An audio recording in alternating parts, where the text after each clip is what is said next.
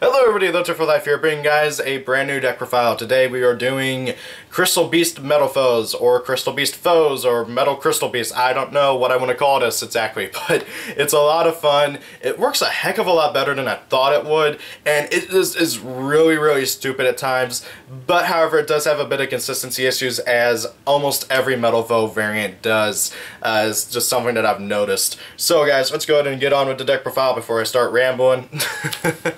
First and foremost, two Metalfoes Full Flame, two Metalfoes Gold Driver, two Metalfoes Silverbird, and two Metalfoes Steeling. Now, you may be wondering why I'm playing two of each. It's because, honestly, with how much of the Crystal Beast part and how much of the Metalfoes part I have to play, I decided to go with two of each of the Metalfoes just so that I see them enough, but also I don't see them too much or too little. It's very weird in how the ratios work and everything, and I'm still very much tinkering with everything, but this is so far the build that I've been like really liking, and having two of every Metalfoes just lets me see them just enough to where I'm not like complaining that I'm not seeing enough of the Crystal Beast part, and also lets me see them it just is a really good balance of the ratios. I have thought about playing 3 Gold Driver or 3 Full Flame, but I've been very much flip-flopping between it all. With that being said though, it's very good for the ratios, I think, and they all have the same effect, so it really doesn't matter, and obviously the scales are pretty balanced too. And actually the pendulum mechanic works really well for Crystal Beast, because Pegasus gets his effect off no matter how he's summoned, and if you pendulum summon Carbuncle, you basically get to pendulum summon from your back row, which is really stupid. So yeah, for the Metalfoe part, I play 2 of everybody. It just has been working really well for me, and I like the ratios. And now for the Crystal Beast part, I'm playing triple Crystal Beast Sapphire Pegasus. I really feel like he's absolutely necessary at 3 for any Crystal Beast variant, doesn't matter what. Whenever he is summoned, doesn't matter how, he gets to place one Crystal Beast anywhere into your back row. So from your hand, your deck, your graveyard, into your back row.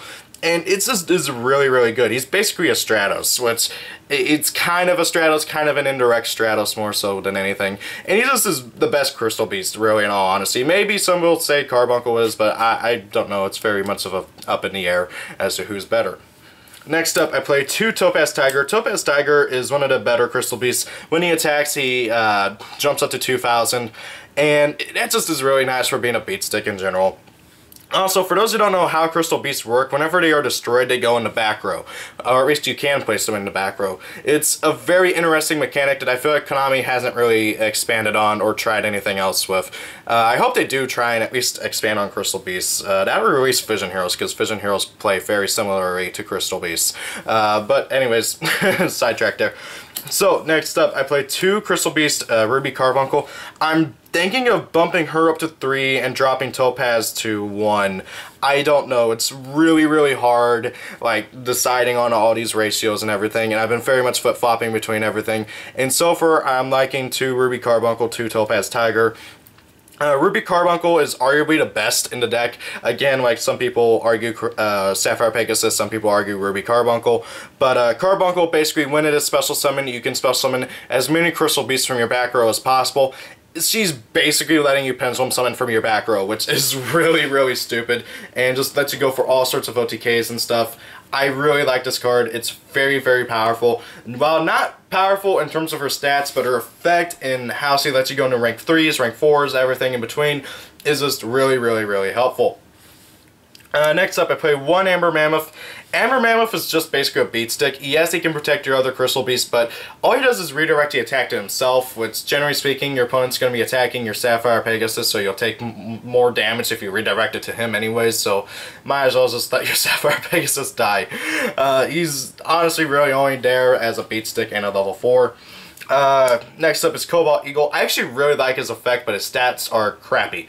Basically what Cobalt Eagle does is once per turn you can target a Crystal Beast on your field, put it on top of your deck. So notice how it says on your field, so it can be in your back row. So what you do is you target your Sapphire Pegasus, and then you get to reuse your Sapphire Pegasus after you draw into him next turn. It's very slow, and it can actually cause you to lose, because then, oh hey, instead of drawing into like a Crystal Abundance, you just drew into your Sapphire Pegasus. but it does allow you to manipulate the field and also prepare for upcoming plays and everything, which is nice, but however, again, it has its own slew of issues. Next up, one Amethyst Cat. Basically, all she gets to do is attack directly for 600, which isn't too terrible. And then one Emerald Tortoise. I almost called him Emerald something else. Basically what he does is when during main phase 2 you can target a monster that you control that attack, switch it to defense. And generally speaking, you would target himself or something. It's okay. It's not very amazing. Like, it's really, it used to be a lot better when when everybody was playing Gores and stuff. You would attack, your opponent would summon Gores, and he'd be like, okay, switch to defense so I don't take a crap ton of damage next turn. Which is not too terrible, but again, he's kind of just there for this big guy, Rainbow Dragon. Yeah, I'm playing Rainbow Dragon. I love Rainbow Dragon. I love Crystal Beasts. It's really hard for me not to play Rainbow Dragon in a Crystal Beast deck, so I'm playing him. I've also experimented with Haman in this build. I've been kind of flip-flopping between Haman and Rainbow Dragon. If you do want to play Haman, I suggest swapping out the Emerald Tortoise and the cat for one more Carbuncle and one more Topaz Tiger. That's just my personal opinion. Although I do really like Rainbow Dragon, and yes, it is partly because I have a First Ed Tactical Evolution secret. But yeah, I absolutely love Rainbow Dragon. He's one of my favorite monsters in the game. For those who don't know, basically what this guy does, you can always summon him by having 7 different Crystal Beasts with different names on your field or in your graveyard. So he's kind of like a bigger brother of JD, and actually that's what a lot of people call him, his big brother to JD. Basically, you cannot use either of his effects to turn he's summoned. First effect is you can send other Crystal Beast monsters you control to the graveyard. He gains 1,000 attack for each. And the other effect, which is arguably his better effect. Both effects are really good in my personal opinion because they both allow for OTKs. The second effect is you can banish all Crystal Beasts in your graveyard to return all cards on the field back into the deck. That secondary effect is amazing against Cosmos. Granted though, it puts you at a huge hindrance by getting rid of all of your Crystal Beasts, which late game can be quite a lot, which really sucks. Now, it also does shuffle him, and once we get Over the Rainbow, he'll be a lot better. Basically, if you guys don't know what Over the Rainbow does, it's a quick play spell card. You can only activate it during the turn that you use either of Rainbow Dragon's effects, and you summon as many Crystal Beasts with different names as possible from your extra deck, from your deck, which is just really, really helpful. But that card's not out in TCG yet. So, now then, onto the spells. It wouldn't be a Crystal Beast deck without one of the best field spells in the game. Ancient City, Rainbow Ruins. This card is just amazing. So, for those who don't know, this card gains more effects based on how many Crystal Beasts you have in your back row. First effect, it can't be destroyed by card effects. That's referring to Ancient City itself. Second effect, with 2 or more Crystal Beasts in your back row, you get to half any battle damage you would take. Third effect, if your opponent activates a spell or trap card, you can send 1 Crystal Beast monster you control to the graveyard to negate that spell or trap card. Fourth effect, as in 4 or more, you get to draw 1 card once per turn. Fifth effect, select 1 Crystal Beast in your back row, special summon it. All 5 effects are amazing. You got control, you got halving damage, you got draw power, you got special summon abilities. It is just an absolutely amazing field spell, with the only hindrance being that the actual deck it's made for is not the greatest in the world. Like, honestly, if Crystal Beasts were about as strong as, like, Cosmos, this card would be even better than Cosmotown, in my opinion. And actually, it is better than Cosmotown in my opinion, but that's up for debate. Anyways, next up for the other spell cards, I play 2 rare value. This card, basically what it does is your opponent selects 1 of 2 Crystal Beasts in your back row. So basically, you can only activate it if you have 2 or more Crystal Beasts in your back row. And they send 1 of your Crystal Beasts to the graveyard from your back row, and you get to draw 2 cards. It's draw power. Like, really, honestly, if I had a third, I'd be playing 3. I don't know what I'd drop for the third one, but I don't have a third rare value, so I've only been playing 2. And it's been working pretty well, but it's such a good draw card. Yes, your opponent gets to pick which Crystal Beast goes to the back row, graveyard. But, however, it's still really helpful, and you don't really care about your Crystal Beast going to the graveyard because of this card right here, Crystal Blessing. This card is amazing. You select any 2 Crystal Beasts in your in your graveyard and place them in your back row. Really, really, really helpful. Very good card. Helps out with Crystal Beast, Ancient City Rainbow Ruins. Helps out with Crystal Beacon, Crystal Abundance, and it's up to 2. It doesn't have to be 2, so you can select 1. very, very useful card. Just helps recur stuff. It's very, very, very good. Now then, I think I mentioned it earlier, but Crystal Abundance. This card I play 2 of.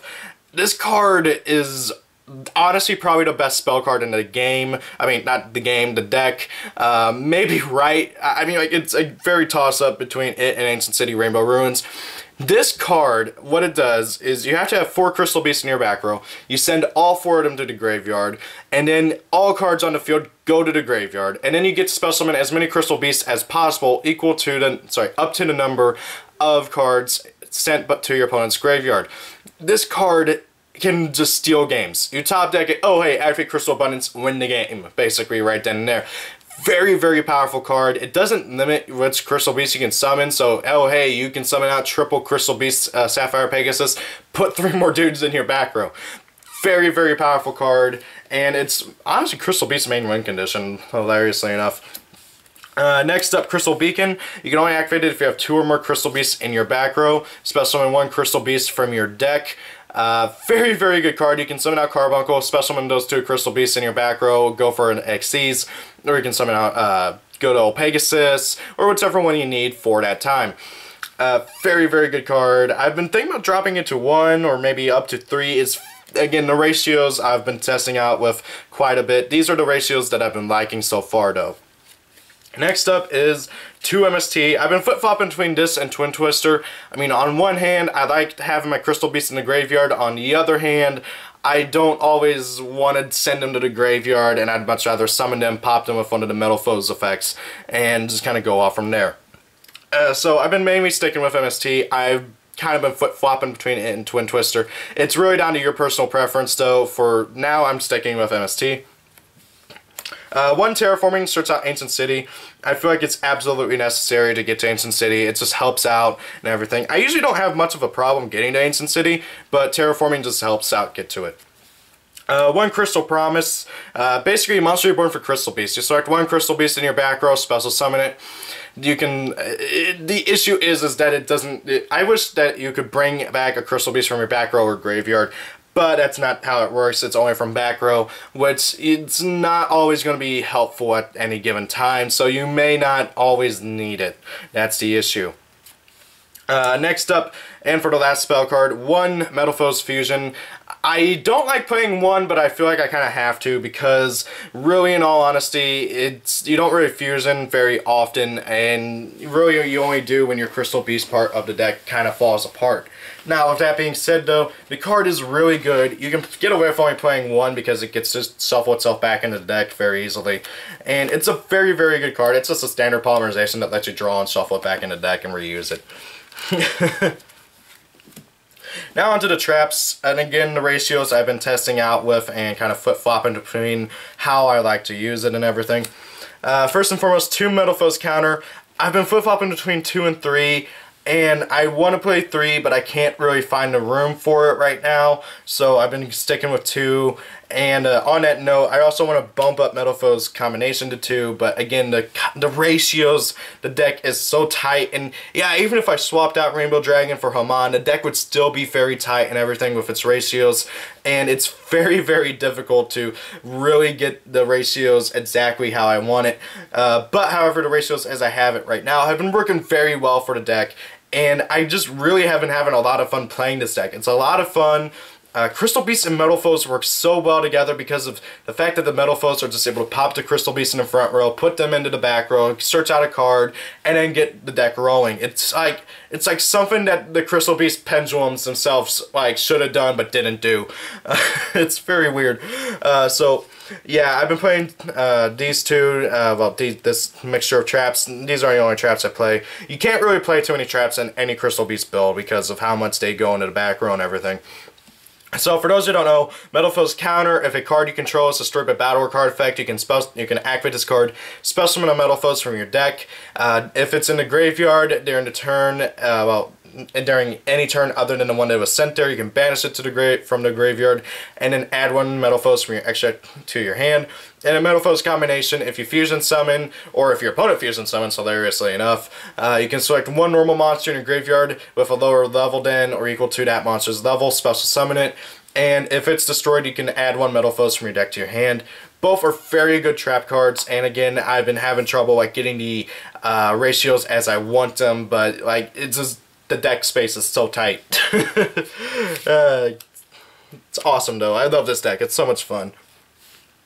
Now then, I'm going to start off with the Metalfoes fusions and then go on to the XCs. First and foremost, 2 of the Metalfoes level 5 dude, Adamant. I've been thinking about dropping him to 1 to try and cram in a rank 3 XCs, but I like having 2 of this guy because he's just a 2500 beat stick who just gets over a lot of stuff. He needs a Metalfoes with any Metalfoes monster with, I believe, 2000 or 2500 or less attack. So pretty generic, pretty easy to summon. Next up, I play 2 Metalfoes, YgoAmino. Very weird name, but I like him. Basically, this guy's a 2800 beat stick. He's the first monster to be revealed that has the effect to double the piercing damage. Basically, what he does is any Metalfoes that you control, if it attacks a defense position monster, it does double the piercing damage. And if YgoAmino dies, you get to pop a card on the field. YgoAmino is a 2800 beat stick, and he only needs 2 Metalfoes monsters to go into. Very, very generic, very easy to summon, very, very awesome. And he can just auto-win games sometimes. And then to round out the fusions, I play 1 Crimson Knight because he's a 3k beat stick and you can do a crap ton of damage with him and YgoAmino. I don't really go into him very often, but he's still useful. Now onto the XCs. Again, I want to try and find a room for a rank 3, and I also, once Utopia the Lightning gets reprinted, I am going to play putting him into the deck as well. So, first and foremost, 1 Diamond Crab King. He's a 3k attacker and 3k defender. Very, very nice. I'm probably going to cut this guy for a rank 3 once I decide, like once I, or maybe for Utopia the Lightning, I don't know. Next up, 1 Abyss Dweller, just so we need to negate my opponent's stuff in the graveyard. 1 Digest Roll to get stuff back from my graveyard back into my deck. 1 good old Castell to get rid of just, general spot removal. 1 Giant Hand. Having this guy out along with 3 guys in the background of Crystal Beast up front is very, very dirty. Because then you can negate any monster effect and you can negate any spell or trap card, which can put a lot of decks into a tight space that they don't want to be in. 1 number 98 Antitopian. I believe that's how you say his name. Antitopian. So this guy is basically anti-Utopia. I wish his number was actually 93, but I forget. Who was number 93? I forget. Anyways, so basically what this guy does is once per turn during, sorry, I don't think it is actually once per turn. No, it's not once per turn. So basically, during your first turn, when a monster declares an attack, you can attach XC's material, switch that monster to defense. By the way, his stats are the reverse of Utopia's, which is kind of hilarious. And then if this guy's in the graveyard, you can target 1 Utopia monster in the field, special summon Antitopian from your graveyard, and then attach that Utopia onto him as XC's material. And the reason why that I'm playing him is because you're able to out Utopia the Lightning with this guy's effect. And I believe that effect is during either player's turn. Yeah, during your player's turn, you can target a Utopia monster in the field, special on this card, attach that monster onto it as XC's material. Very, very good card. Your opponent goes into friggin' Utopia the Lightning. Before they go into battle phase or after they kill this guy with Utopia the Lightning, you use his effects, special summon him, target Utopia the Lightning, equip him onto him as XC's material. Very, very good card. I think every rank 4 deck should be playing this guy at least at 1, just simply to out Utopia the Lightning. 1 Black Ship of Corn. I'm probably going to cut this guy for Utopia and also friggin' Diamond Crab King for another Utopia, so I can go into Utopia the Lightning once he gets reprinted, which I forget when he's getting reprinted, but I think it's soon. 1 number 101 for, again, more spot removal, just like Black Ship of Corn and Castell. 1 Karen Gorgon to protect my monsters and other cards and stuff, and then 1 good old Dark Rebellion Xyz Dragon, because, well, Dark Rebellion Xyz Dragon is awesome and he's more spot removal. He's one of my favorite cards. So guys, that is the deck. I hope you enjoyed the deck profile. I have a lot of fun with this deck. It's really consistent, really good. It does have some slight consistency issues despite being pretty consistent, because sometimes you'll draw too much of the Crystal Beast stuff, sometimes you'll draw too much of the Metalfoe stuff. That goes for pretty much every Metalfoe variant that I've ever seen. So really, honestly, it's up to you guys and how you guys want to structure the ratios. These are the ratios that I've been liking, especially for the Rainbow Dragon build. I'm going to be testing more of the Haman build sometime later, and I don't know if I will do a separate deck profile for the Haman build. Maybe if like the rest of the ratios get changed enough, or maybe once we get Utopia the Lightning and stuff. So guys, that's the deck profile. If you have any comments, questions, concerns, or recommendations, please leave them down in the comments below. And also, be sure to check out the description. You will find my Facebook, my Twitter, and all that other crap. Thank you all for watching. Have a great day, guys. If it's your birthday, happy birthday, and peace out. See you all later.